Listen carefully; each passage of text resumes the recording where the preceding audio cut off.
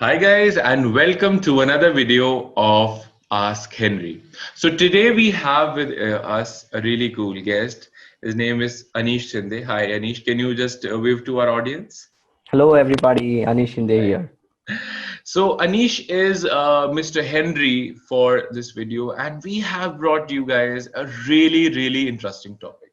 Now, we're going to talk about two of the most searched keywords up on the internet by not just students, but even by employees, middle level and professional level. Now, what is that? Now, giving you a pretext about a situation, this is something that we receive so often, not just by us, but just generally upon the internet. It is one, an MBA, and the second is entrepreneurship. Now, when both of them come into play, there is one thing common into them, and that is business. And this is exactly what we are here to talk about right now. Now, the specific question that we will be answering for you will be covered throughout the videos.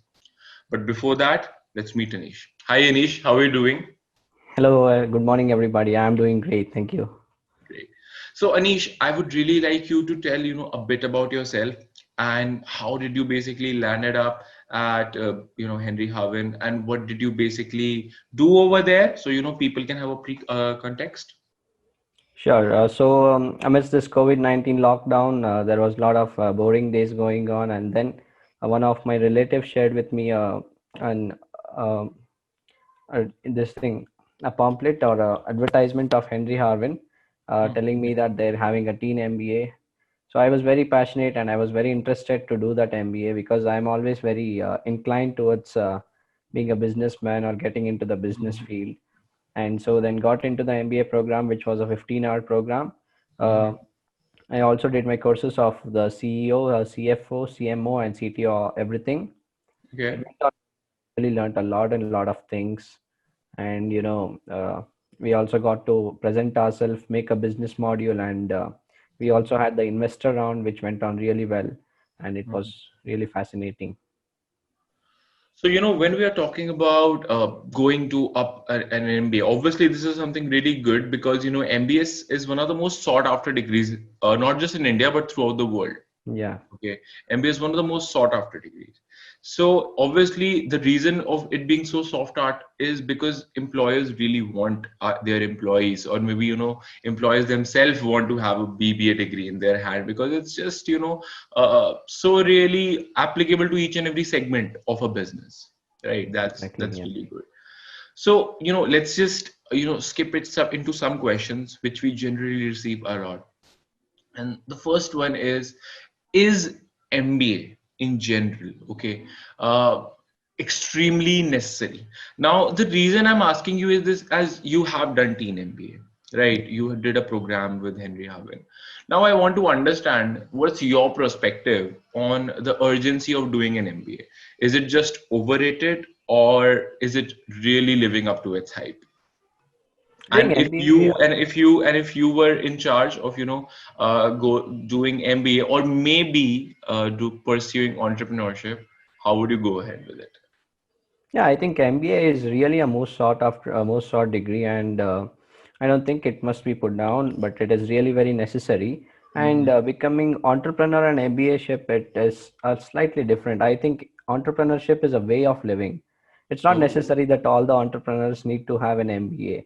There are many such who it is just an added advantage if you have an MBA because you okay. get to pursue your own skills and develop in them and plan the business modules in a better way.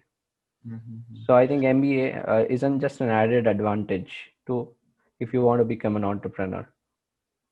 But I have seen a lot of people, especially extremely successful one, that don't really possess an MBA. Yeah, Okay, exactly. like when you especially talk about the tech giants, Hmm. okay, when you talk about even many of the Indian giants, people who are in the extreme top positions who joined the company during its initial stages, most of them do not possess an MBA. Okay, either most of them have a technical background, and if they do not have a technical background, or are they into a management background, they don't really possess an MBA degree. So is it really it does it really give you an advantage? Because if that was the case, then those people, I can give you a lot of examples here, especially when people are starting up a business. Okay, they cannot really hire high quality people. Okay, who can pay 1 lakh, 2 lakh per month. Yeah. Okay, that's really difficult for a startup. Okay, although I'm not generalizing it, it does happen with many of the startups, but in general, especially in India, it's really difficult to find MBAs for, when the startup is being pushed. So it means, what we have seen in general, a general pattern, I'm not seeing it for all of them, is that when a business is being started, MBAs are not usually a lot into the picture. Okay, so the growth of the business, initial growth of the business, which takes it to a really good level, is not done by people who possess an MBA, and then it is also always maintained and grown by an MBA. Now, this brings me to the second question, which is one of the most important questions that we always receive. Can entrepreneurship and MBA go hand in hand? Is it necessary for an entrepreneur to possess an MBA? Yeah, of course, entrepreneurship and MBA can go hand in hand. As I mentioned earlier, it is an added advantage. It is possible that it can go hand in hand.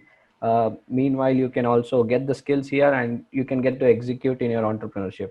I mean, you can learn the skills and you can execute them. So that's how it goes. And that pattern of going ahead is really nice. And Okay. most of the times, what happens is you just mentioned that many of the top level executives don't possess an MBA.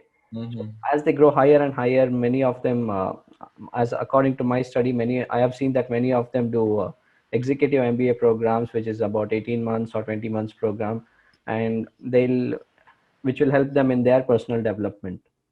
Okay. No. So when you use the word personal development, right, many things come into play. Yeah, Okay. exactly. So will you be saying that MBA is specifically for personal development only? Not really. It also helps in other things. Personal development is just a part of it. You, it is like again MBA learning there, and you get to execute there, and you grow higher and higher in the company. Maybe you did not possess an MBA when you got into it, but then later on you did an executive MBA, and then you get to grow higher. That's how you develop. You can develop your skills too, and you get paid higher in most cases. Mm. You start getting many ideas. Okay. So I'm going to ask you one more very simple question. MBA is Masters in Business Administration, right? Hmm. Now, business administration is too huge. Yeah.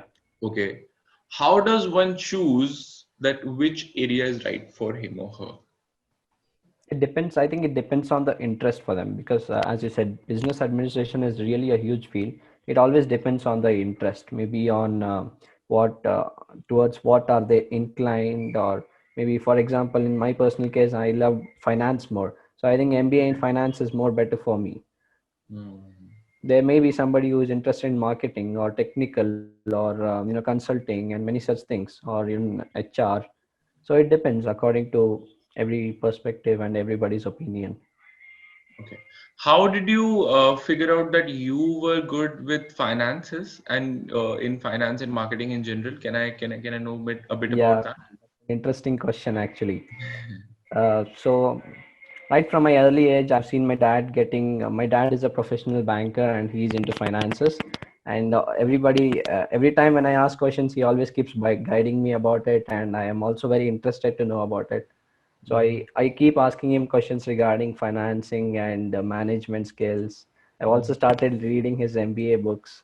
So Oh, that's great. how it's going. And then I figured out that I like finance and got into this MBA program of Henry Harvin. Mm. Okay. So, this brings up a lot of question. Yeah. Okay. Do you think that when people are, studying in an MBA, like when you were doing, first of all, can you just go through us the process, what exactly happens in the program, so we can understand that what did you really go through? Sure. So the first 10 hours of the program, we had a CEO training in which they Mhm. explained us all the business modules. The way the business modules are planned and the executions. And our tutor also explained us and made us clear, made us show many things, and it was clear that how it goes on. And then Okay. the next 5 hours we had the CFO, CMO, and CTO. Everything was 5 hours each, and we Okay. learned according to that in personal and in detail. Hmm. And meanwhile, in the background, we were also making a business module as and when Oh, okay. they kept on explaining us. So at first, we had to come up with an idea, and then in the whole process and in the whole program, we continued making the business module. And at the last class, we had the investor round. Hmm. Okay. So, when you're talking about a business model, I'm pretty sure you also made one. Yeah, I did one. Can we know about your business model and how exactly you're planning to implement it, or maybe what you're going to do about it? Yeah, the thing I did the business module was to learn about it basically. I was, I was not very I didn't have the thought that I must start with business right now because I want to study right now and then get later on get into it. But still, to learn, I made a business module. So my Okay. idea was getting into the food industry and setting up a waffle store, because in my locality there are not many waffle stores, and also I have seen that many of them love waffles, but that was an evening snack kind of thing which everybody wants, but it is not available easily in this locality or in many of the places. So I made a business module of waffle named as Kufel. The company was Kufel, and then I worked on it, and it went on, and it was really nice. And so by the end of the program, I was ready with the business module with all the financing, marketing, consulting, and everything planned, and it is ready still now. I just want to, if I Mhm. have to, I it's ready to be put into the market. Oh, that's really great. So, if I give you the funding right now, let's just put us in a hypothetical situation. Do you think you'll be able to really, come up with your program, COFL, right? Yeah, Kufel. COFL, okay. So if let's say you gather funding somehow, or maybe you get a loan, just keeping that in sense, do you really think you'll be able to, start your own, start COFL and, start earning money out of it? Do you think you can do that? Yeah, sure. Everything is planned. I've also planned how what is the targeted income, and how to expand business expansion, savings, and all And the that all in 15 hours, like really. yeah, everything in 15 hours. And we had the Great. sessions every weekends. Okay. So yeah, as you said, if I get the funds right now, I'm ready to invest. But I think the situation may be a threat because as Mhm. it is a food industry, then it's very difficult to get in Yeah. now in this situation of pandemic. Yeah, people are well less willing to spend. I totally Yeah. get it. Yeah. Hmm. And that's really Anish. I would really like to ask you, a really, a question as well, which is not really related to this topic, but also it's a very important question. Okay. When we were talking about finances, when we are talking about marketing, when we are talking about so many of these domains, okay, there is a very specific question which always comes round and round and round. It is always coming the upcoming trends. Yeah. Okay, whenever you will go anywhere, either you're studying, either you're choosing a program, either you're doing an online program or XYZ. Okay, people are always searching for trends to study. Okay, they're always searching for trends. They want to learn something which is really up in the market. Okay, Yeah. so as who will be running a business in the very near future. Okay, how do you think you'll be able to use these trends to your advantage? Okay, giving you a bit of a pretext, like you might have seen that financial technologies, business analytics, and data science, logistics, and the advances in logistics and management, business process management, the new trends of the business market, they are catching up to the old finance, marketing, HR, and all. So how do you think you can accommodate them into your business plan, okay, in order to grow from them, in order to gain from them? Of course, I'll require them because in any field, in most of the fields, technicals is always required. Technicals, management, consulting. When we speak about business, when we talk about business, all these things always come to focus. We have to focus on them, and I think I'll surely require them. Maybe in the near future, it depends on how they perform, and then later on, when I start employing more people and expanding the business, I think that's when I'll be requiring them. Mm. Okay. So when you talk about these things, and when you're telling to acquire, use these kind of things to basically implement into your business. And startups are always funded, defunded. They do not really have a lot of funds to continue. Yeah. What do you suggest, as a graduate of an MBA, that an advice to an entrepreneur, I would say, that if someone is starting up a new business, okay, and they're short of funding, but they really need to have a lot of skills that need to be implemented in the business, what advice can you give them in order to implement them into the business? So because see, they cannot hire new people because they're short of Mm. funding. How can they bring those business skill sets to the business? Initially, funds is very difficult thing. As you mentioned, it is not easy to get funds for a startup, but it Mhm. always depends on the idea and the person.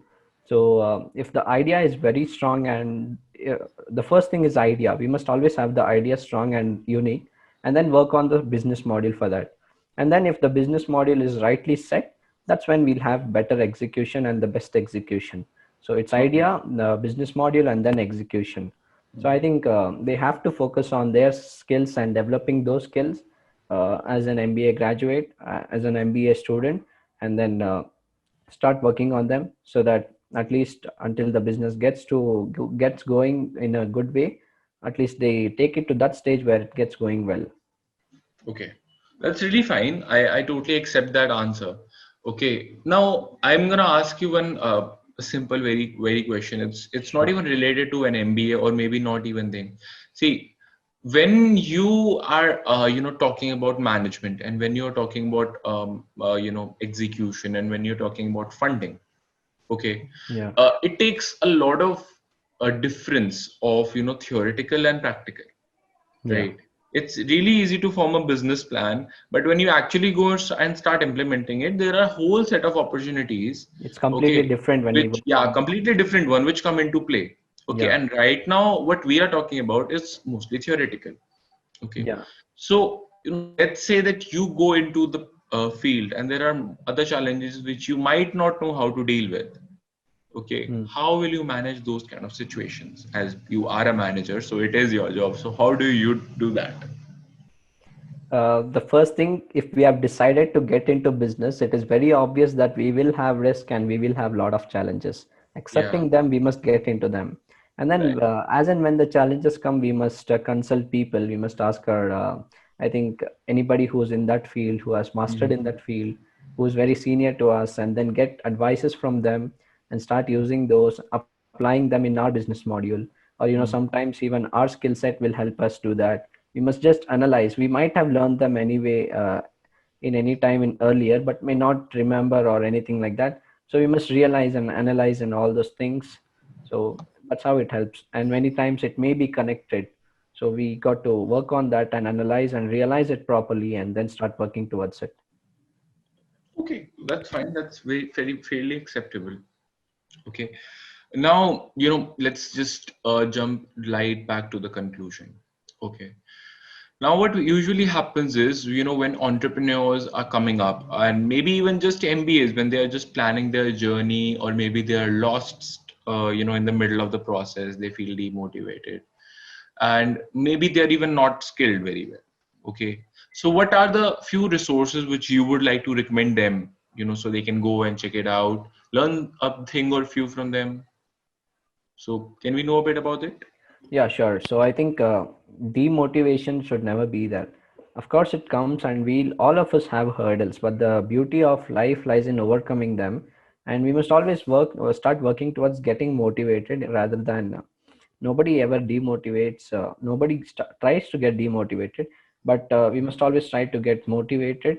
And then, if you have motivation and you have a positive mindset and the healthy mindset, that's when you will be able to grow further and improve yourself, and also the Mhm. business if you are into business.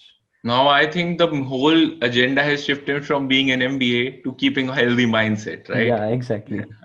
It must be there. Right, that's really fine. I myself believe, in order to execute any business, in order to be in head of any business, because I have seen business people. Okay, irrespective, I don't really know what they do. Okay, I'm Mm. not sure, but I do see one thing which is very radiant out of them is that they're really positive. Yeah. Okay, they always have a can-do attitude and they are really working towards it. Okay, and I think that's one of the most key distincting key Exactly. distincting factor which differentiates them from the other regular people. Speaking apart, That's not it is not necessary that only in business. Even in general, you have to be very positive and have a healthy mindset. yeah. And you must think rich and have a broad mindness, starting accepting all the thoughts and getting taking whatever is required for us.